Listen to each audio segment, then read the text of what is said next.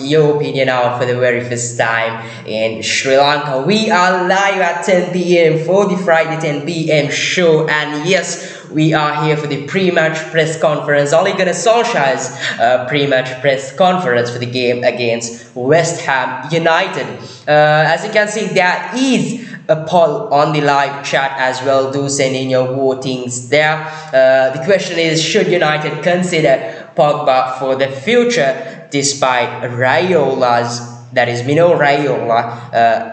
Raiola's drama throughout his time at Manchester United, especially this season and the previous season, because Raiola has been coming out to the media and speaking out and changing the atmosphere at Manchester United and the camp, which is something I specifically don't like. I did tell you a few shows back that out to the media and speaking out, because there are certain things that should be, kept within the club and within the agent and within the player. And Raiola is just, going beyond his limits for me.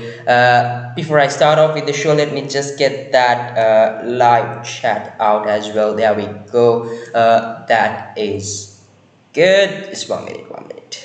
Yep, that's better.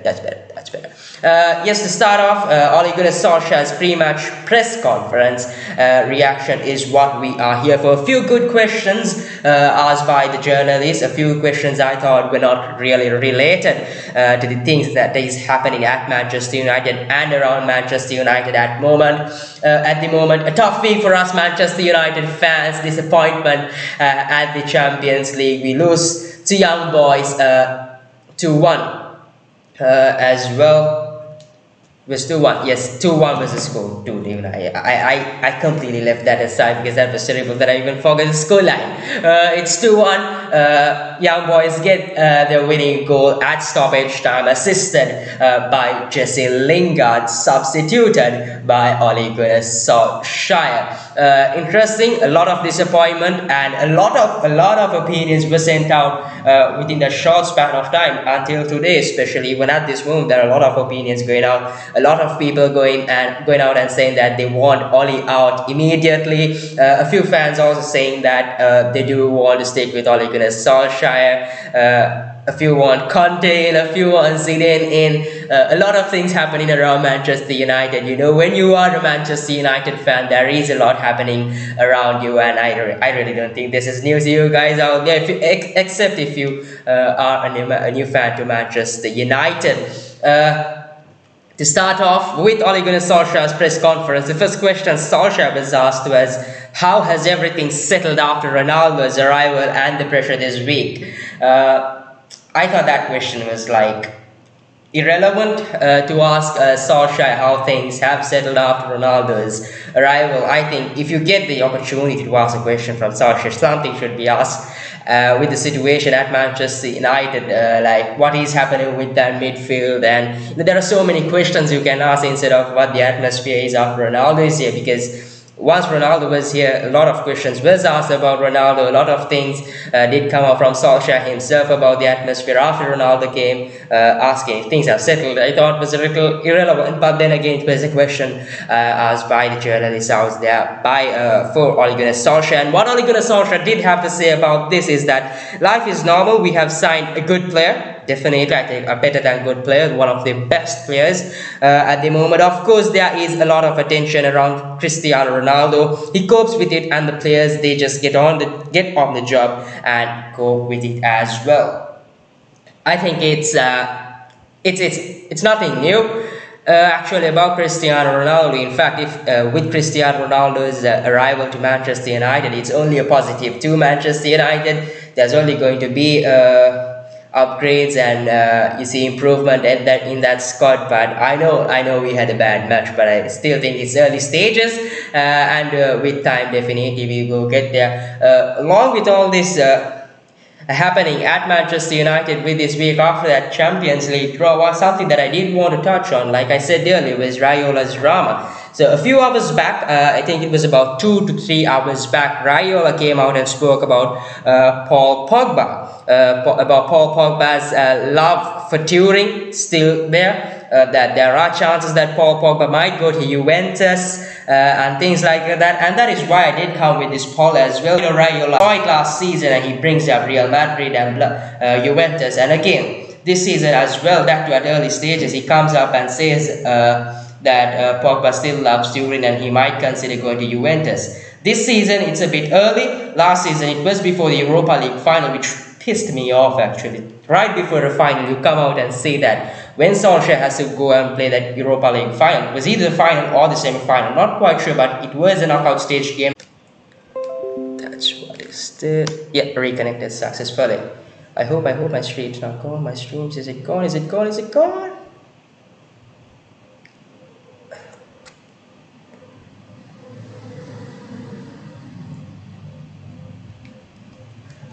Oh dear, oh dear, oh dear. Sorry about that, my battery was down and OBS went off. I think I think the stream went off with the right back situation. So like I told a few shows back, I did say that Diogo Dalot should be considered the future for Manchester United because Manchester United were interested in Kieran Trippier. Listen, Kieran Trippier is 30, he is the Spanish champion. I've told this plenty of times, I've told this many times, I'll tell you again. Kieran Trippier is the Spanish champion. He is 30. The asking price by Atletico Madrid, I think, is a little too much. Kieran Trippier's family wants to be in Manchester. They won't come back and they want to settle down in Manchester. Kieran Trippier wants to settle at Manchester and Trippier wants United. United want Trippier. I don't want Trippier. Well, I'm not United, so I can't. I really can't have a go at that. But yes, I do. I can give out my opinion. In fact. So what I think about Trippier deal is, like I told, he is 30. He is the Spanish champion. If you are going to bring him at that asking price by Atletico Madrid. You've bought Aaron Wan-Bissaka for about 50 million. Did you buy him just to bench him there? And are you going, if you are not going to bench him, if you are going to start Wan-Bissaka, are you going to bench Kieran Trippier? Is Kieran Trippier happy to be benched because he is a champion? He is somewhere, he is getting to the peak of his career. He'll be looking to play more often. So will Kieran Trippier be happy to sit on the bench? And if Kieran Trippier is going to start, are you going to bench a player who you've bought for about 50 million in Aaron Wan-Bissaka, who he is still 23, 7 years younger than Kieran Trippier? Like I told, he's only got room for improvement. So I think Aaron Wan-Bissaka is a player for the future. I think along with him it should be Diogo Dalot and not Kieran Trippier. What Ole Gunnar Solskjaer did say about Diogo Dalot is that Diogo has had a very good summer after being called to the Euros. Did well for the Portugal under-21s. I did not watch them. He must have done well if Ole Gunnar Solskjaer says so, because Ole doesn't lie. For the under-21s, he's had a season that he learned a lot from Milan. Yes, I do think that Diogo Dalot did pretty well at AC Milan. He had a good season there. Milan wanted him on a permanent deal along with Fikayo Tomori, who is from Chelsea, who is at the moment permanently bought by AC Milan. They wanted Milan. In fact, they wanted Tomori and Diogo Dalot as their summer signings to strengthen that defense, but unfortunately, Manchester United did not want to give Diogo Dalot on loan, because it makes sense, because you just can't keep selling players on loan. You have to send them on a permanent deal. And Milan were asking Diogo Dalot on loan for another season. If you are buying him, you either buy him permanently or it's nothing, because you just can't keep loaning players out. And Ole Gunnar Solskjaer did touch on that as well. He's had a season that he learned a lot from Milan. He kept fit, that was a big thing, and he's got qualities that we look to exploit more and more. Of course, he's more experienced. We are not here to loan players more and more. Like I told you, we shouldn't be loaning players like year in, year out. You either sell him or you keep him, is what Ole Gunnar Solskjaer too, I think, emphasize there as well. About being more experienced, I think by that what he's trying to say is that he's actually comparing Aaron Wan-Bissaka and Diogo Dalot there, because Dalot has been in Manchester United for some time. I think it was since Jose's time here. So he has been at Manchester United. He knows the ins and outs of Manchester United, how it is, and he is more experienced as a Manchester United player than Aaron Wan-Bissaka, whereas Wan-Bissaka was at a mid-table club at his time, in Crystal Palace, I suppose, or maybe even below that. Anyway, he was at Crystal Palace, and he is only 3 seasons into Manchester United. So comparing to that, Diogo Dalot is far more experienced than Aaron Wan-Bissaka. And what he says here, and he's got qualities that we look to exploit more and more. I think it's obvious to all of you it's his offensive output, because we do know that Diogo Dalot offensively is far better than Aaron Wan-Bissaka, but like I always say, Aaron Wan-Bissaka has room for improvement. I think he is the one for future. I think Dalot is in fact a good option as a backup right back, but like Manchester United, I think Ole Gunnar Solskjaer has to rotate, like I told you a few shows back as well. Solskjaer this season has to rotate his squad well, because it is a long tournament. We've got the Premier League, we've got the Cup games, we've got Champions League. We saw what we won't have enough game time on their legs, and that was evidence. There was evidence from League, because I thought Van de Beek played really well in that Champions League game. It was harsh by Ole Gunnar Solskjaer to bring him out at halftime, but I thought he played far better than Fred on that first half, and to bring him out on that halftime was a little harsh on Van de Beek, but I think it was because of unavoidable circumstances after that red card for Aaron Wan-Bissaka. What I was going to say is that in Van de Beek, what we did see is he lacks minutes. He lacks that, what do I say, he lacks that experience on that field, you know, that the playing time basically. He lacks that playing time on the field. He doesn't seem that up to that mark. He doesn't seem to be that Van de Beek who is at Ajax, that Van de Beek we saw at Ajax. He looks another Van de Beek, and then at this moment, he looks like a person who doubts himself.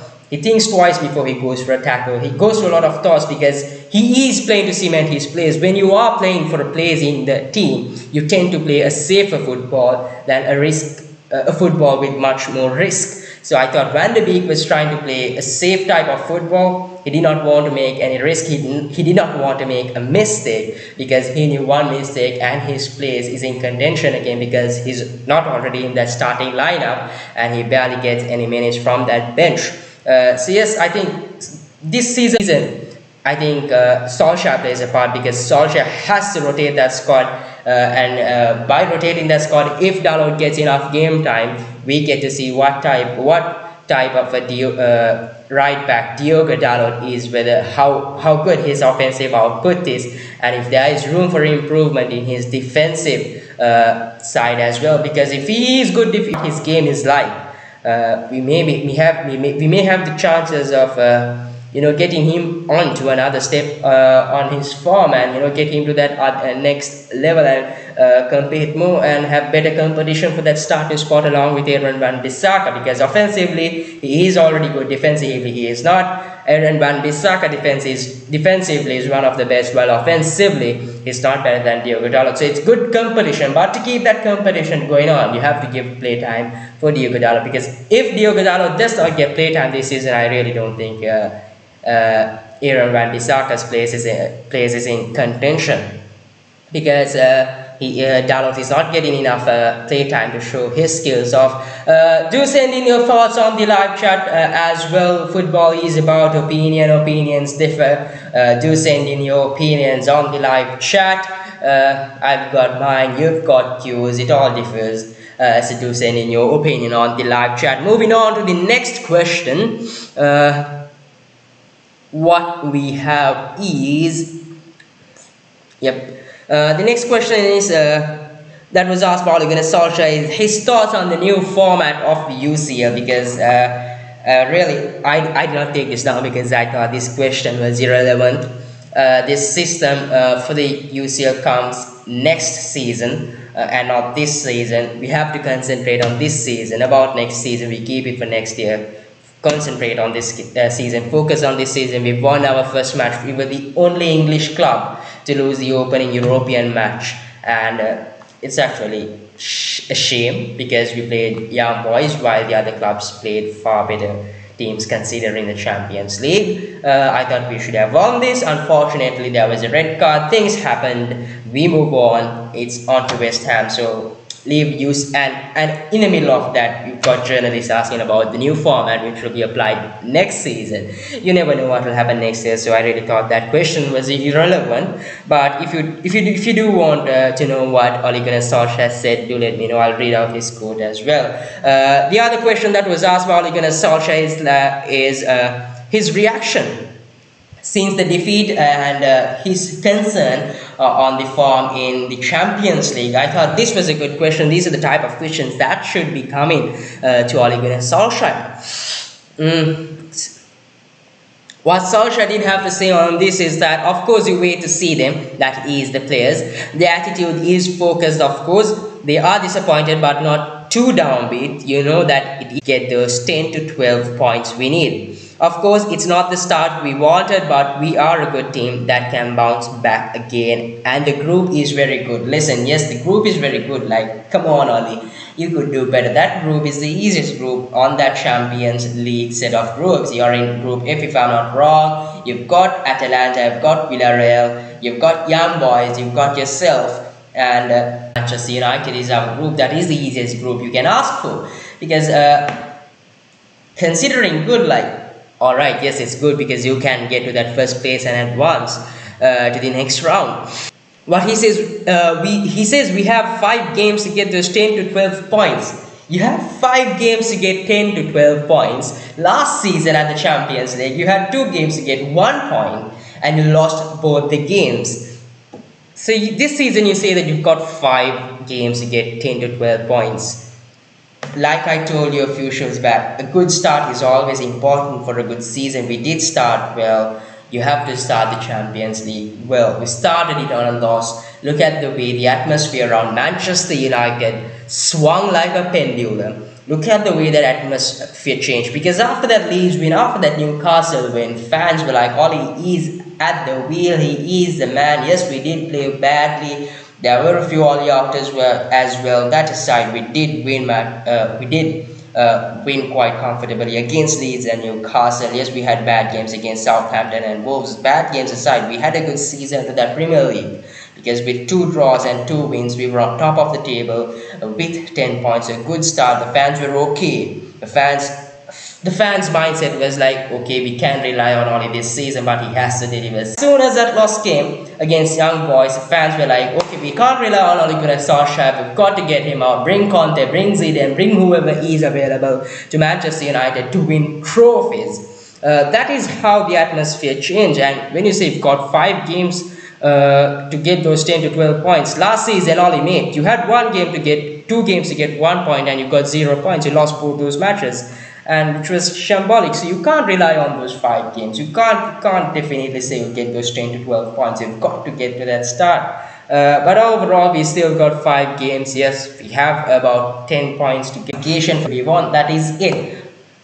Listen, I know this game, a lot of people say that we got a red card and that is why we lost. There were a lot of opinions shared out, and few opinions was like, we lost that game because Aaron Van Bissaka got that red card and suddenly things changed around. You look at Chelsea play Liverpool. Chelsea got a red card. You look at the way Tuchel managed that game. He drew that game with 10 men. Thomas Tuchel, did he win or did he draw? Not quite sure anyway. He played that game with 10 men and he managed to win it or draw. Not quite sure, but he handled that game properly. He did not go, he just played with 5 men. He did not change anything. He stuck to his, but overall he managed that game well with 10 points. Liverpool couldn't open up their defense once again. And a lot of pundits, a lot of experts on television as well, what they did say was Ole Gunnar Solskjaer, after that red card, was clueless. He did not know what about Chelsea. Even with 10 men, they would have gone to win that game against Young Boys. We were playing against Young Boys. Yes, we did get a red card. Okay, he changed to a back 5. All right, what did he do? Who did he bring out? He kept Fred in. I think he took Van de Beek out. He brings in Varane. As soon as the red card went out, what I thought was like, okay, Ole should be going for a red card because in fact, Ole should be going for a back 5. He takes Van de Beek out, puts in Varane. Alright, we're still playing with the back five, still we lost a possession of quite a lot of times. And who was the next substitution? I think he brings Matic. Let me get to that, wait. I can't remember who the substitutions were. Manchester United versus Young Boys. Here we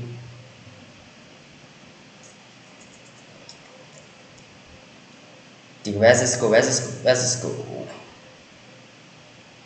Takes out Fred. In fact, Van de Beek. He brings in Rafael Varane. Oh dear. Hold up. And the next substitution. Alright. Yeah, so he takes Van de Beek out. He brings in Rafael Varane, and if I'm not wrong, he takes Jesse Lingard. No, in fact, Jesse Lingard comes in for Ronaldo. Bruno Fernandes goes off. Matic comes in. Sancho goes off.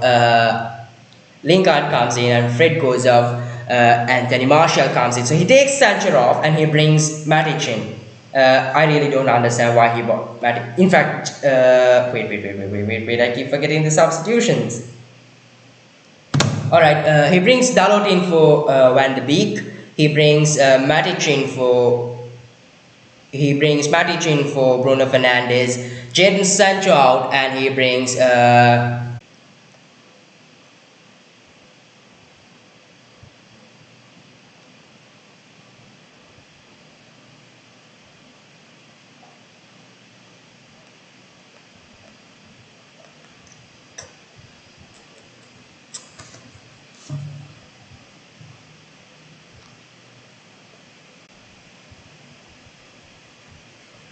do hold up, man. Stream's gone off.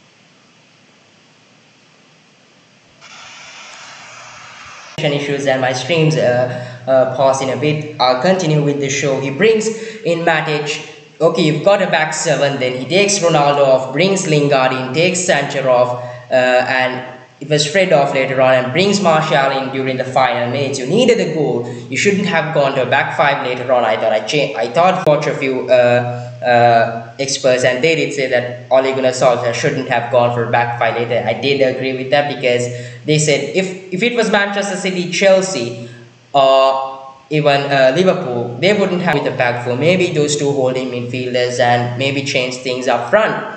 I totally agreed with that, because the thing with Manchester United at the moment is that Manchester United lack a brand of football. The football we play is go out there, adapt to the situation, create your play, individual brilliance, beat whatever, score that goal and come back winning. The problem with Manchester United is we lack a brand of football, and I think that is what cost us the game against Young Boys. It was unfortunate for Jesse Lingard to make that pass, and which later on went on for a goal. I thought Lingard shouldn't have passed it back at the beginning. He should have passed it forward, or he should have just cleared it, because we were about 30 to 60 seconds away from winning that game, and he made that pass to the back. He should have shot it out front to the opposition goalkeeper, and by the time he passes the ball, the whistle should have been blown. Alright, leave that aside. He should have passed it forward instead of passing it back. Yes, he was pressed, and he went on to pass it to David De Gea, and ultimately it was the young boy striker who got to the ball, who was a substitute. Lost the match 2-1. That aside, now we move on. The problem with Manchester United, like I said, is the brand of football, which is quite disappointing, and that is why most of the fans out there do say that they are only out. And even on the chat forum at the moment, I see Oli out as well. Akif Ahmed says, Sadki. Rabi Jumalin says, hi bro, hi to everyone out there watching this as well. Sadi Rashid says, Oli out. I told you, I kept telling you, right? After that Champions League match, a lot of guys, a lot of a lot of Manchester United fans' opinions came out, and most of them were only out. As it says, salams, bro. Akif Ahmed says internet connection. Sri Lankan internet be like, honestly, bro, dialogue especially. The future is today, so yes, they finish my data before I even use it. Is he help us out at the live chat? Asmat Raban says, but bro, thank you so much for all the love. Moving on to the next question from Ole Gunnar Solskjaer. In fact, is does it surprise you? This was a good question. I guess I touched on this as well. Does it surprise you after so much praise after the Newcastle and Leeds game, and now after one loss, the dooms and glooms? Does it surprise you? The way the atmosphere has changed like a pendulum is what the journalist said. And what Solskjaer did have to say is, of course, no, it doesn't. We make changes with good intentions. I would really like to know the intentions Ole Gunnar Solskjaer had in making those changes, especially bringing on Lingard in for Cristiano Ronaldo, taking Bruno Fernandes off. Our most creative and players who have the ability to score, and it's really disappointing, and I would like to know his intentions, because I thought if Ronaldo and Bruno Fernandes were there for those 90 minutes, things would have changed. Maybe taking out Jadon Sancho was fair enough, but taking out Cristiano Ronaldo, taking out Bruno Fernandes, and Cristiano Ronaldo, Bruno Fernandes, and Jadon Sancho is taking three quality attackers we had in that stations. We play a pass with good intentions. It's always the outcome that headlines what we see, and very rarely is the game either fantastic or really good. And it just how in the live chat says, we always make time to see you live every Friday, is especially to see how great you are doing. Keeping it up, bro. Love from Dali and Kaka from Kuwait. Thank you to all my family members and relatives watching out there. I wouldn't be here if it's not for you guys. Thank you for all of you guys out there for making your time, coming here and enjoying the show. I hope. Do send in your opinions. Football is about opinion, and that is why we also have our live chat as well to share in your opinion as well. Do send your votes on the poll as well. Don't forget the poll. What he says on this is quite interesting. He says, in the media you tend to get judged by the behaviors and outcomes rather than intentions, and of course it's black and white. Definitely, it is obvious, because the media always looks for the results. It's not just the media. The intentions, I know the intentions are very different. It's within Manchester United. The intentions you guys have, Manchester United has, is different. But we as fans, we really don't care a lot about the intentions. What we see to is results, because the fans want results. The fans in your intention should be towards that. So not quite sure if he did give a good answer right there, because of course as the media, we are Manchester United. The media is always on the lookout for Manchester United. We as Manchester United fans always look for results, because we want wins. We want Manchester United to win. We want to bring in trophies and those glory days back. That is my opinion. Do send in your opinion on that as well. And he also says we make changes with good intentions. Like I said, I would like to know his intention on bringing out. We were losing a game. We were 1-1 there, 1-0. At halftime, we were literally winning it. And you go defensive, take out the people who can score goals, the most creative players we've got on that field. And you expect us to win that game when they had that ability of threatening us with that press when we were down to 10 men, because I really don't know what went wrong. I really don't know what Solskjaer was thinking. It's strange, that game completely changed the atmosphere with Manchester United fans. A lot of fans want Ole Gunnar Solskjaer out. Now, I think Solskjaer is a victim of decision making. He put himself at this hole at the moment. He is digging his own grave, because had it not been his decision making, had he made the proper decisions, our fans wouldn't be going all out at the moment. So yes, he is a victim of his own decision making. Abdul Khalik says blue today repping Chelsea. Come on, man, just because I wear blue doesn't mean I'm repping Chelsea. Manchester United have got a blue kit as well. They've got the away kit in blue and the third kit in blue. So yes, I'm wearing a blue kit. Let's just say this looks more like what? The third kit. Let's just stick to the third kit, and my white one looks like the away kit. Business World by Ajmer says come to play PUBG. I'm sorry, mate. I don't play PUBG. I've got an iPhone 11 which has got plenty of space, and I really don't want to waste that space on PUBG. Like precious space, man. I don't want to waste that space on PUBG. Moving on, I did say I will get to Raiola's drama with Paul Pogba, which has been frustrating me. So what Raiola did come out, as Fabrizio Romano did tweet, was Mino Raiola to Rai Sports, RAI, so Rai Sport Paul. So we'll talk with Man United and we'll see what happens. We'll talk with Man United and we'll see what happens. Juventus, question mark, Paul still loves Turin. There is a chance that Pogba will return to Juventus, yes, but it also depends on Juventus' plans. Further, Raiola says that I'm sorry for the way Donnarumma was treated by move out. He had a life choice. I feel Juventus still have a great regret for not signing Gigio, and not only Juve. Keylor Navas, question mark. There's no doubt Donnarumma will be the PTSD starting goalkeeper, which I really don't think is true. I think Navas will be starting. He is the more experienced goalkeeper, and he has been keeping PSG in business all this while. We've seen some superb saves, but this is the United Forum. Let's stick to the United agenda, United opinions, everything United. About Paul Pogba, he says, Paul still loves Turin. There's a chance that Pogba will return to Juventus. Yes, funny. Shows, Mino Raiola actually showed that he is a clown. Because you look at Juventus team, you look at the Juventus team, you look at the Manchester United team. If you were to select a team out of these two, who are you going to choose? Of course, it is Manchester United. You've got the likes of Cristiano Ronaldo, Marcus Rashford, Mason Greenwood, Jadon Sancho, Bruno Fernandes, Rafael Varane, Harry Maguire, Luke Shaw, David De Gea. And you look at Juventus. They've got Moise Kean, they've got Bonucci, Chiellini, Cuadrado. Who else? Paulo Dybala. You look at the team. Which team looks like the team which has the capability of winning trophies? Is it Juventus? Is it Juventus or is it United? For me, it's United, because you've got world-class players in there. You've got the likes of Bruno Fernandes, Cristiano Ronaldo, Rafael Varane, David De Gea. You've got winners there. Whereas you look at Juventus, I think they need a rebuild.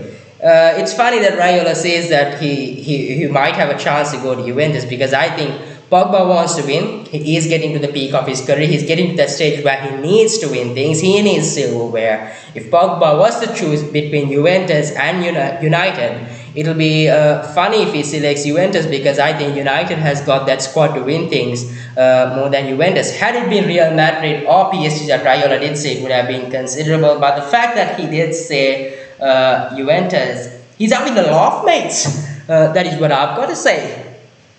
Because United looks like the winning project than Juventus at the moment. I really don't know. That is my opinion. Do send in your opinion on that as well. Moving on. West Ham, Manchester United take on West Ham on Saturday. And if you are joining in right now, we are at the moment doing Ole Gunnar Solskjaer's pre-match press conference. Moving on, the next question that was asked by Ole Gunnar Solskjaer is about the midfield. How do you want that two-man pivot to work? So this journalist who asked Ole Gunnar Solskjaer this question was quite good, and I quite like him. I quite like this question, because last summer he asked about Man United's, I think it was the attack, about how Solskjaer wants to use these players who can play at left wing, right wing, and as a striker, how he likes this, how Solskjaer wants to have these players who can play around that front three. And he, after that, a few months after that, he asked about the defense. I think it was about the defense. And yesterday, in fact, what he did ask from Ole Gunnar Solskjaer was about the midfield and how how Solskjaer wants to use this pivot duo, this pivot of two midfielders. And what Solskjaer did say was, I'm not here to explain every single detail of how I want my team to play. We want center midfielders. They are here who can play. You know, today's football is about, that he is a good 6, he is a good 8, he is a good 10. Back in the day, you had proper midfielders, Roy Keanes, Paul Scholes, Robsons. You see players out there who can do attacking and defending, and that's of course who can do attacking and defending, and that's of course what we look for in midfielders who are complete, and we try to develop that in our midfield. It is a good answer, because he did say that if I am going to answer this journalist, I can't remember his name, I'm going to say certain things I shouldn't be telling at the media. I thought the answer he gave was good, because Manchester United is Manchester United. That is what Manchester United's brand is. You have players who are flexible in playing around that field. If it's a defender, you've got him playing right centre back, left centre back.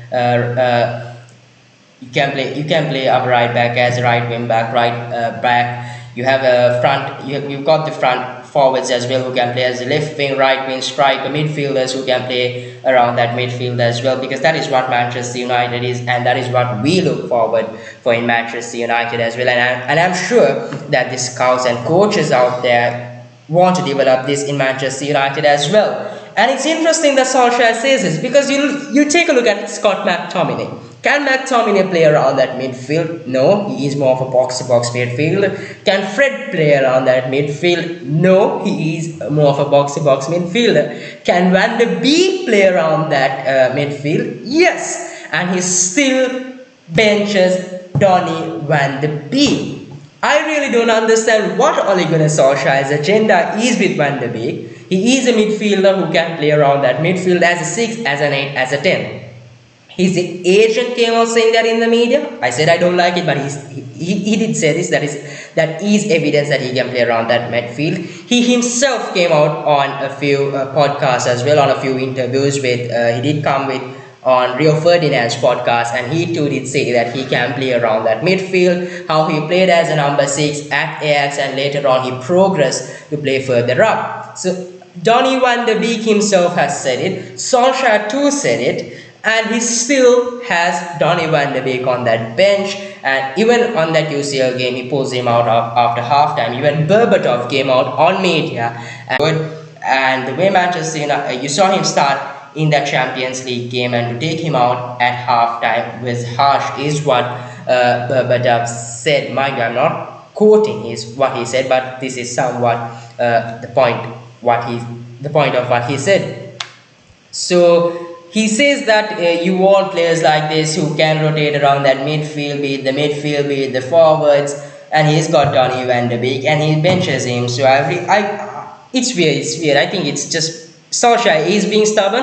I really don't know how he has Van de Beek in his mind right now, what he thinks of Van de Beek, because I think Van de Beek should be starting ahead of Scott McTominay and Fred, because you see, he can rotate. I think he can do a better job than Fred and McTominay as a CDM as well. Not better than Nemanja Matic, of course, but Matic is aging, so we've got a problem there as well. Moving on to the next question about Cavani. Solskjaer was asked about Cavani and if new signings impact his role this season, and what Solskjaer did say is Edinson hopefully will start training with us after the weekend. Maybe Wednesday, maybe. He had a fantastic season last season. You know the impact he made towards the end of it when he got his fitness, because he struggled with his fitness as well, and we feel how to get the best out of Edinson Cavani. In order to get the best out of Edinson Cavani, we need to have him 100% fit and not push him. We got a strong squad that will cope with having to let players heal and don't risk further injuries. And I see Edinson having a massive impact, because he's that type of personality and a player. He's a top professional. He's working hard to get back on the pitch. That's Ole Gunnar Solskjaer telling you that Edinson Cavani will not be featured in against West Ham United, and on Wednesday as well. I think we've got a cup game on Wednesday. He's a doubt for that as well. Moving on, the last question that was asked by Ole Gunnar Solskjaer was about Jesse Lingard. Interesting question.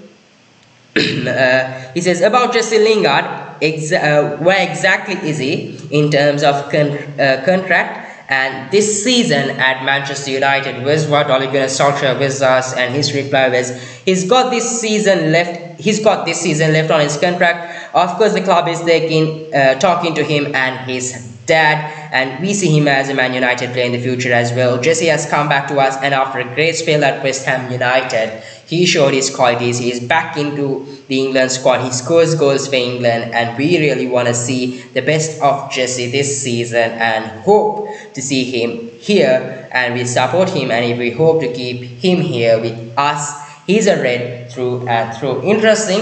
What I do hope is that Jesse Lingard's father goes to Jesse Lingard, son, come here, son. It's for your best. It's for Manchester United's best. You've got to go to West Ham, my son. It's for the best of your career. I hope his dad, in fact, put some sense into Jesse Lingard, because he's got to move. If he is staying at Manchester United, he's not going to get that game time. He's not going to be in the form that he was at West Ham. And he also says he had a great spell at England. He scored goals. I mean, like he gets selected to the England squad to make an impact. Definitely, he has to score goals. And he said it's for the best. He is a Man United player as well. Jesse has come back to us after a great spell. Where is that? He says it's for the best of Jesse Lingard as well. Interesting, because if you look at it this way, if it's for the best of Jesse Lingard, if you look into Jesse Lingard's career, he is getting to his he is in his 30s, if I'm not wrong. He is getting to that time where he needs play time, where he needs to start playing before he ends his career. So I think he should move to West Ham or either Everton as well.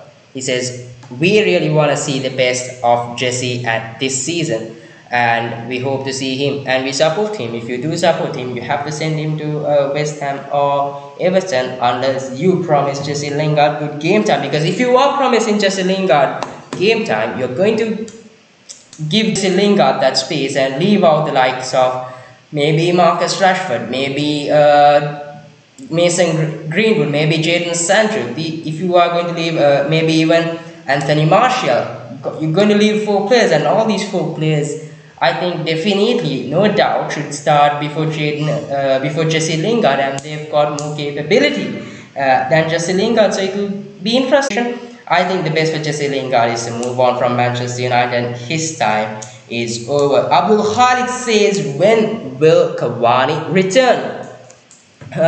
Mate, so according to Ole Gunnar Solskjaer, he won't be available for the West Ham game. According to what Ole Gunnar Solskjaer said again, is that maybe he will be available for Wednesday next week, that is next Monday, if I'm not wrong, is what he said at the press conference. So Cavani won't be featuring against West Ham United, and is a doubt for the cup game on Wednesday. I really don't think he'll feature for that cup game on Wednesday. I think you'll get to see Cavani play for Manchester United once again this season for the second time on next week.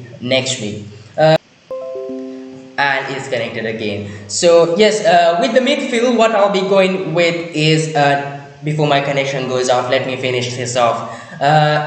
For the midfield, I think it's going to be Fred as the center defensive midfielder, because I really don't think he'll go with at half time, so I don't think he'll go with Donny van de Beek. Matic did play a few minutes. Jesse Lingard to be a Manchester United player in the future, and in order to make him a Manchester United player in the future, Lingard has to get some minutes to himself, and for the sake of that, I think he'll start against West Ham. I think he'll start. So my predicted lineup is David De Gea, Aaron Wan-Bissaka, Rafael Varane, Harry Maguire, Luke Shaw, Fred, Pogba, Fernandes, Greenwood, Ronaldo.